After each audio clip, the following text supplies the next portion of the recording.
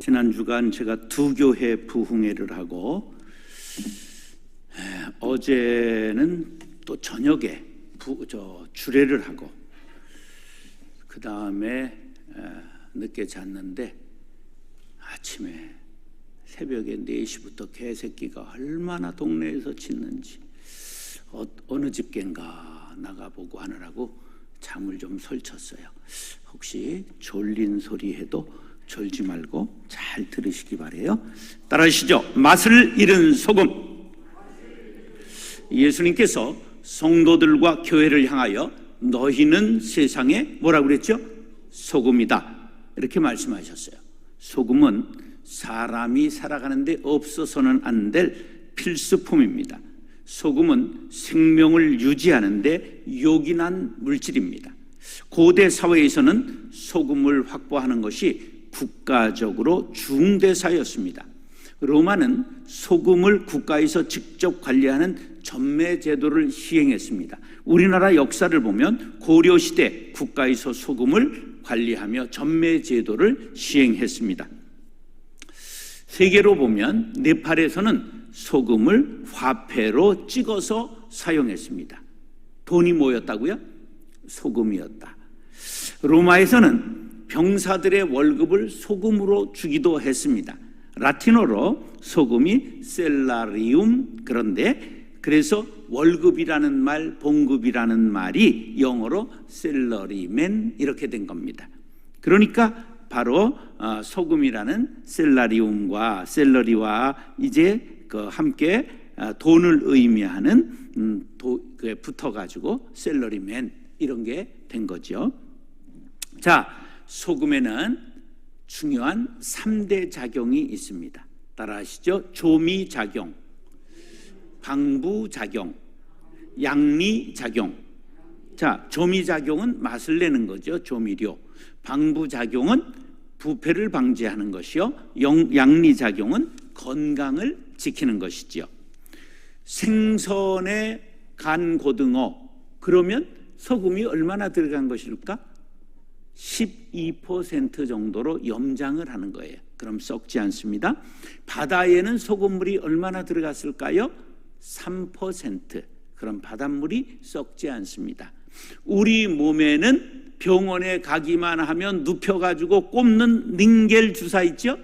링거 주사. 그 액이 0.9% 소금물입니다. 그러니까 우리 혈액 속에 몇 프로의 소금이 돌아가고 있다고요? 0.9%. 2021년 5월 통계에 우리나라의 그리스도인이 17%로 종교인구 1등 했습니다. 불교가 16%, 천주교가 6%.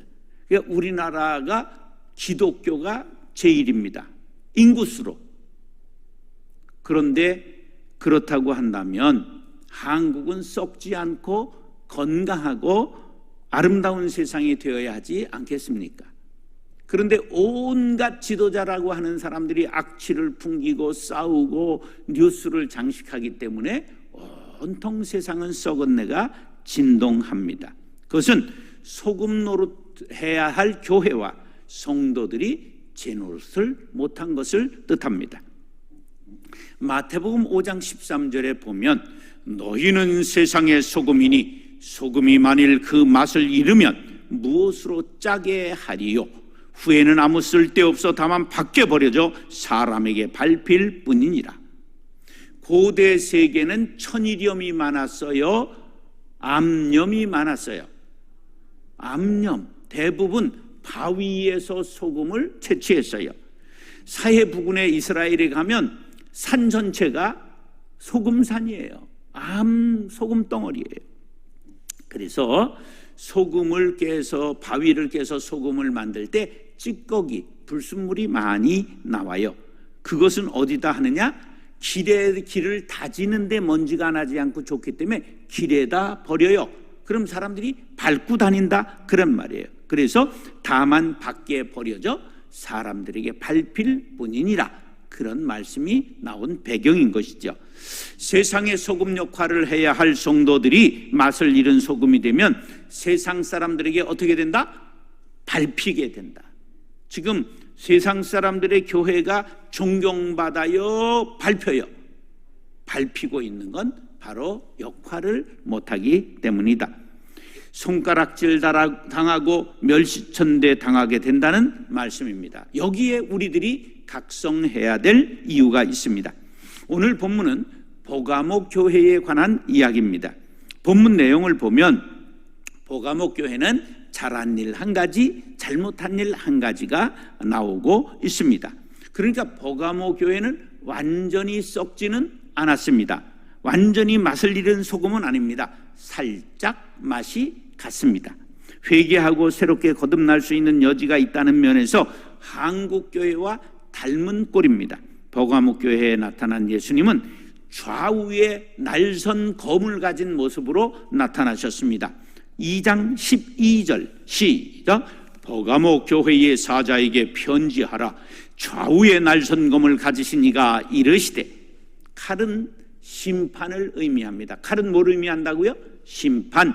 그런데 칼에는 두 종류가 있다는 걸 알아야 돼요. 우리 칼을 아는 것 같지만 상식이 없어요. 한날선 칼을 뭐라고 말할까? 도라고 말해요.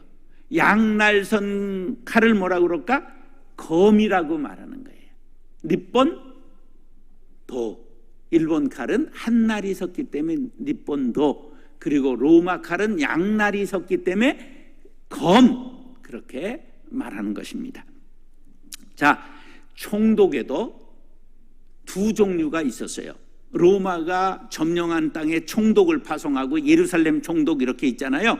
그런데 어느 총독은 칼, 이 검의 사용권이 있고 어떤 총독은 없어요. 사용권이 있다는 건 뭐죠? 즉결 사용, 즉결 처벌권을 갖고 있다, 그런 말입니다. 버가모 총독은 검의 사용권을 갖고 있었기 때문에 언제라도 기독교인들을 즉석 사용시킬 수 있는 공포의 대상이었지요. 그런 버가모 교회 성도들에게 예수님께서 날선 검을 가지고 나오셨습니다. 진정한 심판은 총독이 하는 것이 아니라 내가 하는 것이라고 말씀하고 있는 것입니다. 몸은 죽여도 영혼은 능히 죽이지 못하는 자들을 두려워하지 말고 오직 몸과 영혼을 능히 지옥에 멸하실 수 있는 이를 두려워하라. 누구를 두려워하라? 주님을, 예수님을 두려워하라. 심판주는 누구시다? 예수님이시다, 그런 말이에요. 총독을 두려워하지 말아라. 세상 권세를 두려워하지 말아라. 영혼을 멸할 권세를 가지신 예수 그리스도를 두려워할 때 영적 전쟁에서 승리할 수 있습니다. 사랑하는 성도 여러분, 말씀의 은혜 받고 세상 유혹을 물리치고 세상의 소금 역할을 잘 감당하는 풀향기 교회와 성도님들 될 수 있기를 예수님의 이름으로 축원합니다. 따라하셔. 사탄의 권좌에도 굴하지 않습니다. 굴하지 않습니다. 어떤 사람이 소금 신자가 되면 사탄의 권좌에도 굴하지 않습니다. 버가모 시에 사탄의 권자가 있었다는 말씀을 이해하기 위해서 버가모 시의 지정학적인 어떤 위치에 있었는가를 상고해 보면 무시아라고 하는 지역의 행정 수도와 문화의 중심지였습니다. 그 다음에 이집트 알렉산드리아 다음으로 큰 도서관이 있었는데 20만 권의 장서가 있었습니다. 지금부터 2000년 전 도서관에 책이 얼마나 있었다고요? 20만 권. 인쇄술이 있었어요? 없었어요. 서기관들이 전부 기록한 거예요. 네. 양피지 생산지로 유명했어요. 양피지가 발달하게 된 이유는 주전 3세기 버가모의 유메네스라고 하는 왕이 가장 권위 있는 도서관을 세우겠다 꿈을 꿨어요. 그래가지고 이 책을, 종이를 잘 만들고 책을 잘 만드는 알렉산드리에 제일 가는 도서관이 있었는데 거기에 사서 아리스토파네스를 매수했어요. 데려오려고 그랬단 말이에요. 그러다가 이집트 왕에게 발각돼서 이제 아리스토파네스는 감금당하게 되고 파피루스 수출 금지령이 내렸어요. 갈대, 아주 큰 갈대 있죠? 나일강 연안에 나는 그것으로 종이를 만들었어요.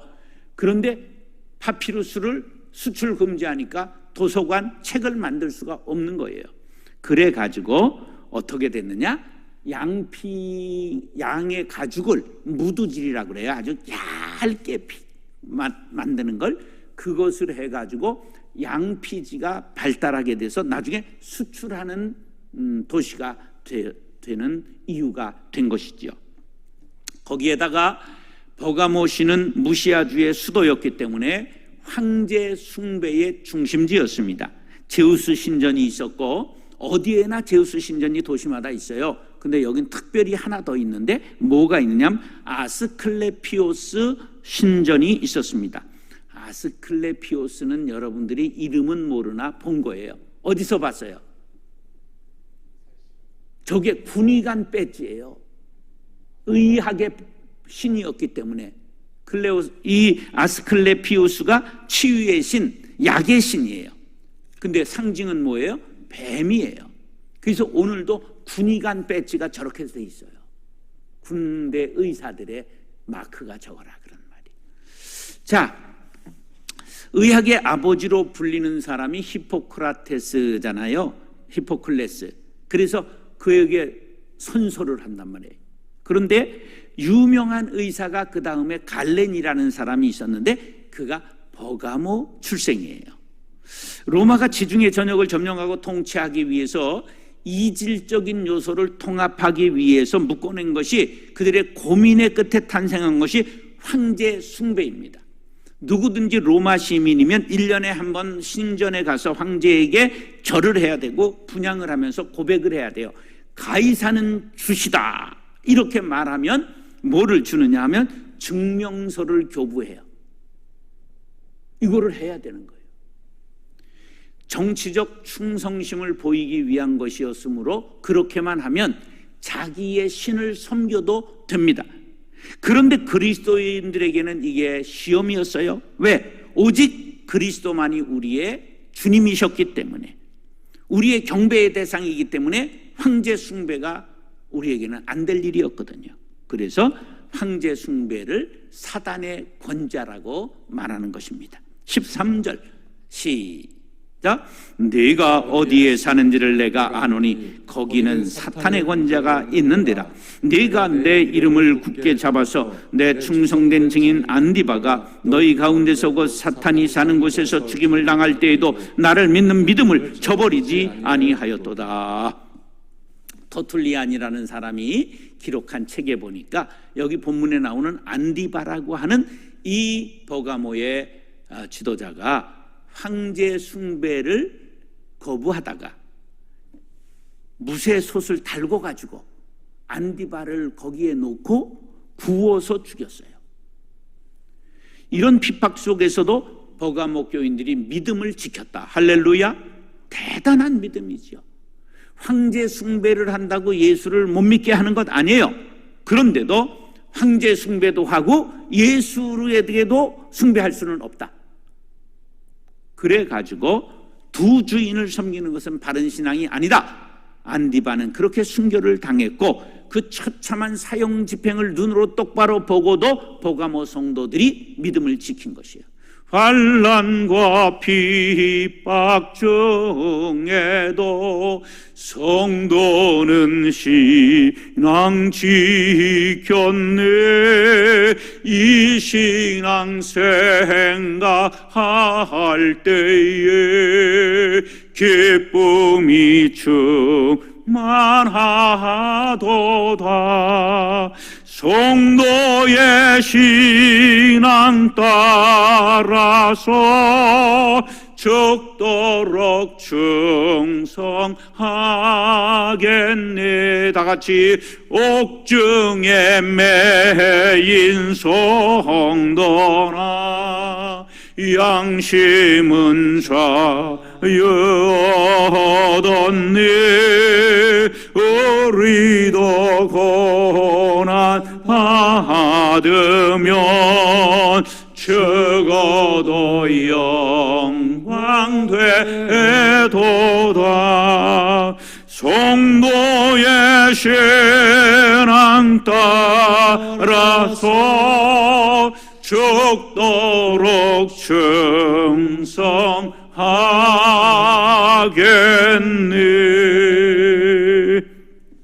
하나님 한 분 외에는 결코 절할 수 없노라. 버가모 성도들은 이 신앙 지켜서 칭찬을 받았습니다. 마태복음 6장 24절에 보니 한 주인이 두 주인을 섬기지 못할 것이니 혹 이를 미워하고 저를 사랑하거나 혹 이를 중히 여기고 저를 경히 여김이라. 시작. 너희가 하나님과 재물을 겸하여 섬기지 못하느니라. 여러분, 주인이 몇 명입니까? 하나님도 주인이고 황제도 주인입니까?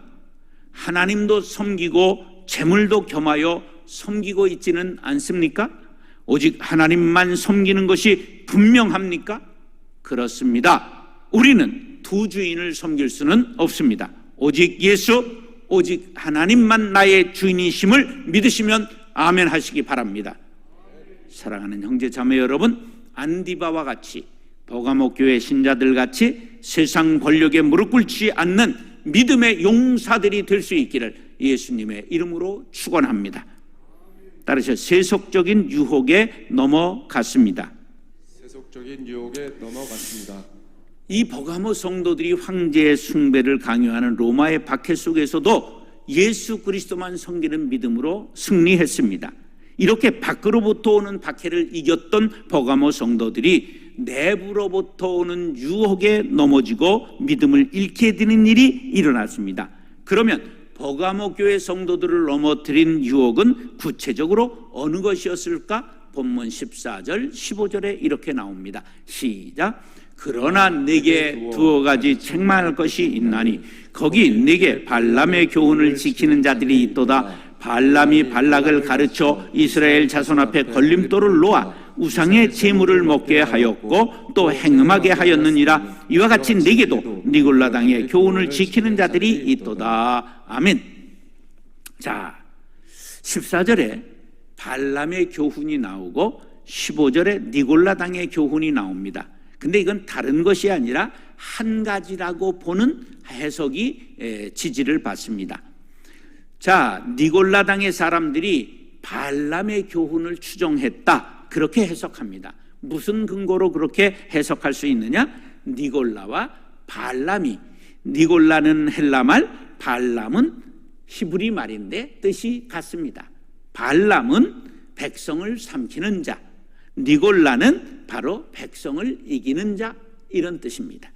그러면 발람이 백성을 삼킨 사건이 무엇일까? 민수기 22장에 보면 이스라엘 백성들이 요단 동편 모압에 이르러 가나안 땅을 바라보고 이제 쳐들어가기 위해서 궁구하고 있을 때 모압 왕 발락이 이제 중문동 지방의 그 가장 유명한 마술사, 이름이 누굴까요? 발람이 있는데 그를 초청해서 그의 능력으로 이스라엘을 물리치려고 했습니다. 그래서 금은 보화를 싸가지고 사신들을 보내서 초청을 했는데 하나님께서 너 가면 죽는다, 그러니까 이스라엘 저주하면 안 된다, 그러니까 못 갔어요. 그러니까 이 돈이 적어서 그런 줄 알고 더 많은 걸 바리바리 싸가지고 사람들을 보냈단 말이에요. 그러니까 이 마음이 동해서 가고 싶은 거예요. 그래 하나님 앞에 이 발람이 물어요. 가도 될까요? 그랬더니 하나님이 네 마음대로 해라. 가고 싶은 걸 아니까. 그랬어요. 그래서 이제 나귀를 타고 가는데 그 나귀가 귀를 가지 않고 자그만 가시 울타리를 그냥 비벼대가지고 발이 찢기는 거예요.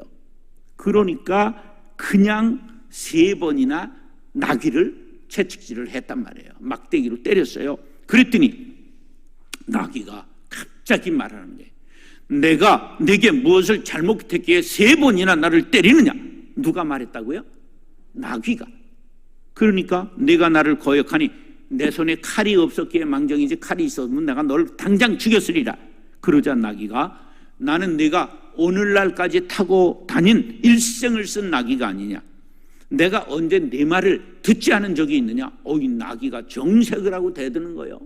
개망신이 아니라 나귀망신 당하는 거예요 지금. 발람이 기가 막혀 발람이 기가 막혀 없었지. 그랬더니 그때 번쩍 눈이 떠지는 거예요. 보니까 앞에 천사가 칼을 팍 들고 죽이겠다고 서 있는 걸 발람은 보지 못하고 누가 봤다? 돈에 눈이 어두면 영안이 흐려진다. 나귀가 보는 것을 사람이 보지 못한다. 이에 대하여 베드로후서는 이렇게 전합니다. 그들이 바른 길을 떠나 미혹되어 부올의 아들 발람의 길을 따르는도다. 발람의 길이 뭔가 보세요.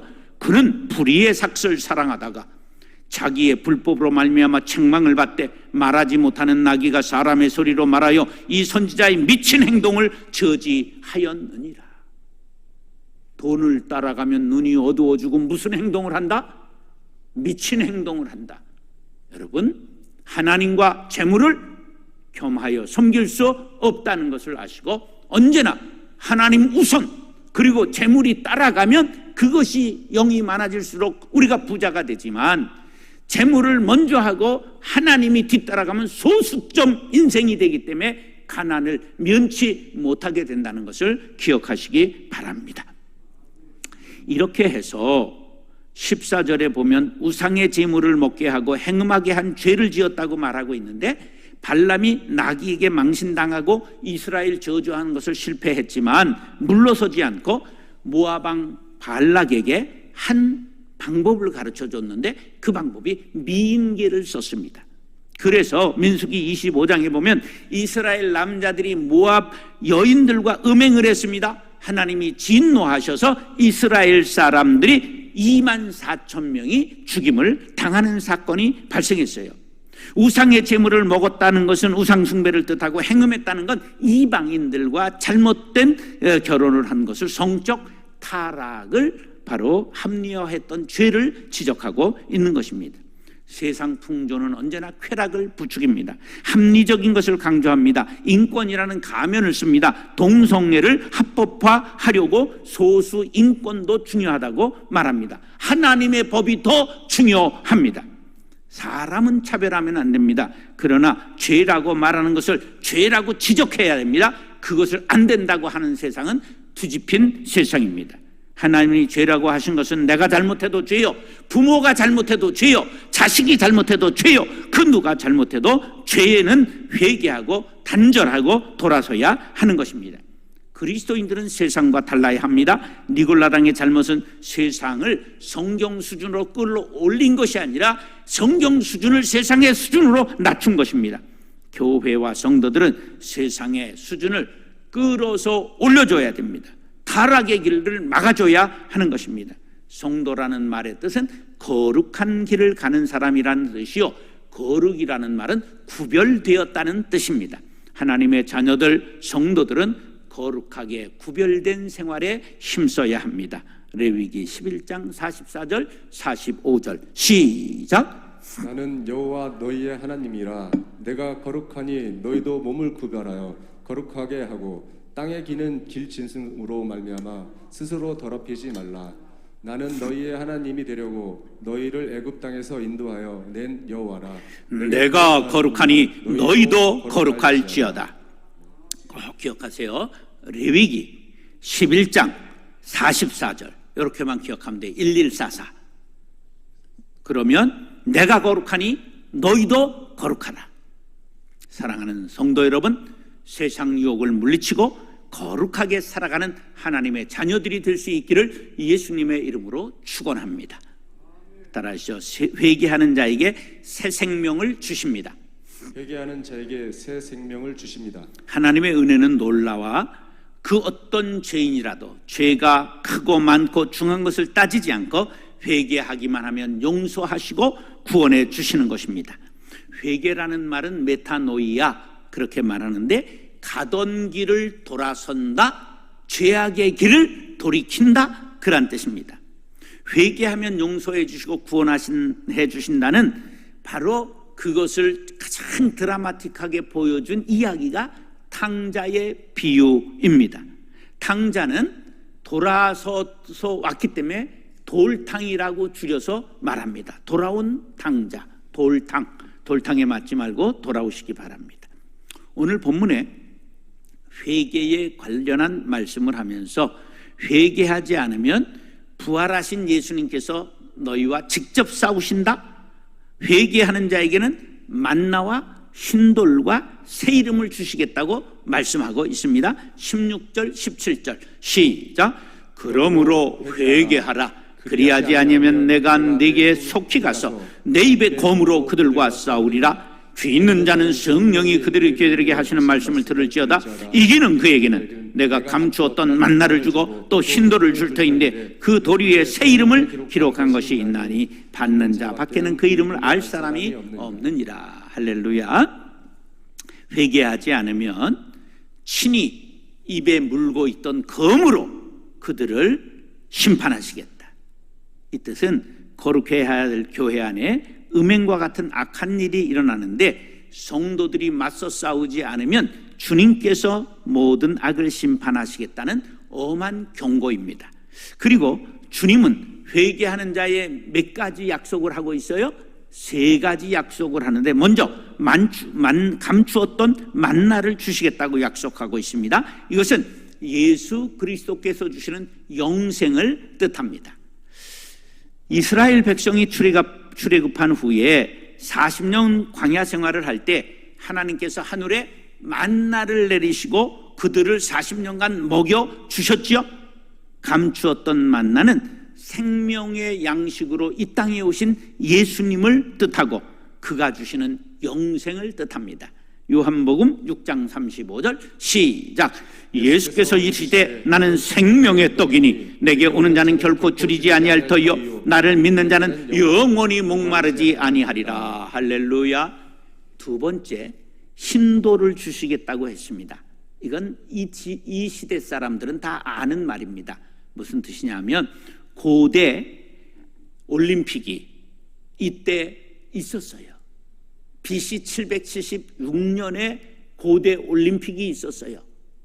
그리고 고린도 지방에서도 큰 운동 경기가 있었습니다.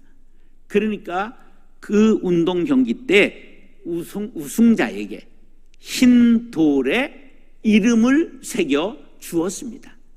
흰 돌을 준다는 건 뭐예요? 승리했다, 우승했다, 잘 싸웠다, 환난과 핍박을 이겨냈다, 신앙을 지켰다, 음행의 풍조 속에서도 거룩을 지켰다, 승리를 상징하는 흰돌을 주겠다, 그런 말씀이에요.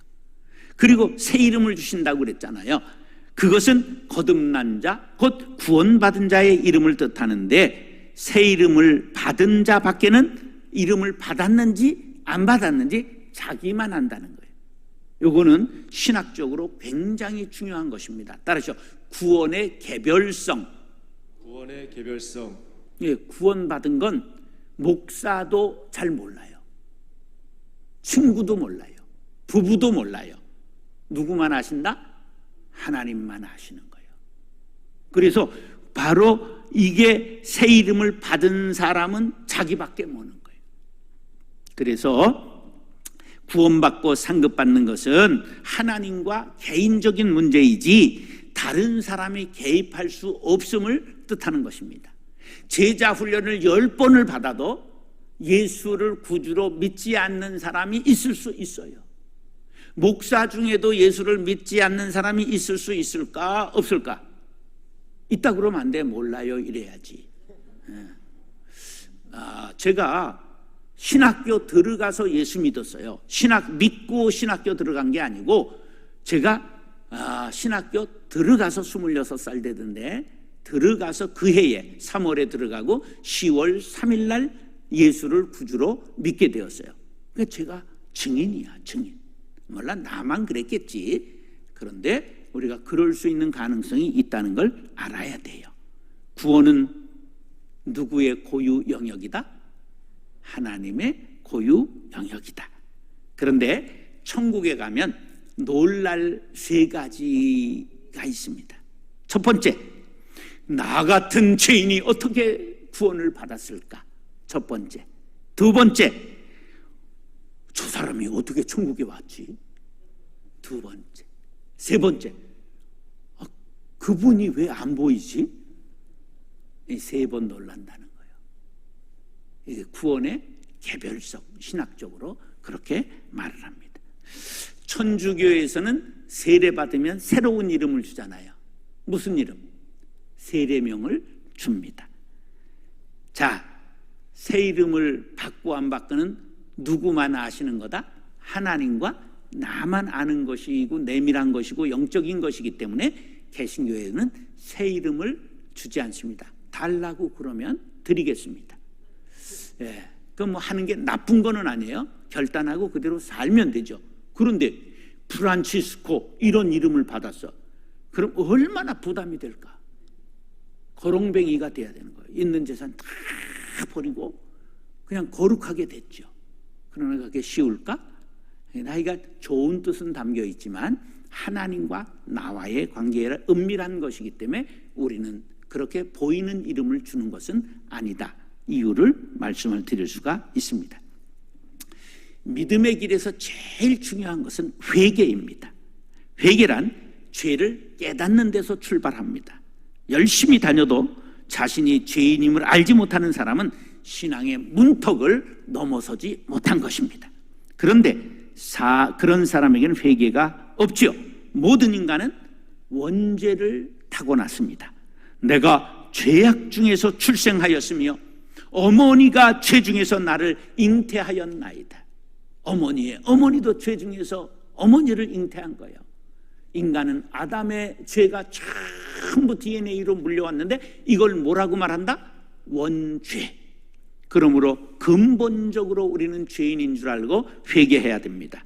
그 다음 믿는 자가 해야 할 회개가 있습니다. 내가 가는 길이 하나님의 뜻에서 벗어나고 있는 것이 아닌가 돌이켜보고 벗어난 길을 돌이켜 바른 길을 가야 하는 것이 필요합니다.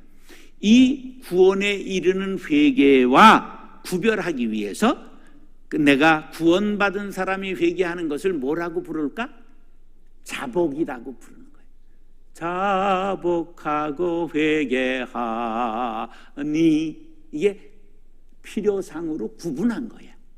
이해가 되셨죠? 예, 구원은 회개, 가던 길을 돌아서는 거기 때문에 일회적인 사건이에요. 근데 매일 회개해. 그럼 갔다 떠더라도, 그래서 내 방향이 하나님을 향했는지 세상을 향했는지 하도 돌아서서 모를 수 있다 그런 말이에요. 그러니까 구원은 메타노이아는 가던 길을 돌아서는 거니까 1회. 그리고 우리가 또 믿는 사람, 회개하고 구원받은 사람이 회개를 또 해야 되는데 그것은 편의상 뭐라고 말한다? 자복이라고 말하자. 이렇게 구분을 한 것입니다. 자, 한국교회는 버가모 교회와 같이 회개할 것이 꽤 많은 교회입니다. 황금우상, 명예우상, 음행을 버려야 합니다. 그렇지 않으면 주님의 심판의 양날검을 피할 수가 없습니다. 베드로후서 3장 9절 시작.